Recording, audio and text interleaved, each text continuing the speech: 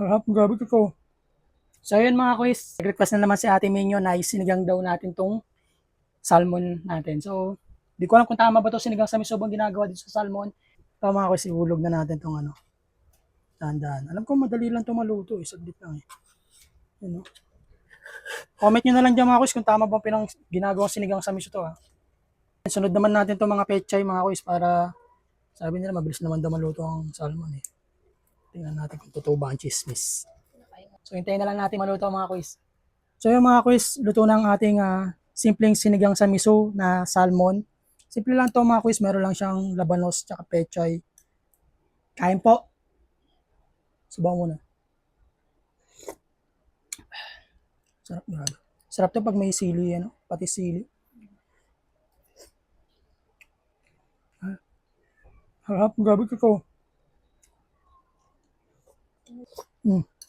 Grabe. Sarap ng salmon na to. Sa mga nagtatanong pala kung saan namin nabili tong salmon na to, mga kuys, dito lang yan sa JRJ page nila yan nandyan. Order na kayo mga kuys, available sila for delivery. Trapin ko na to.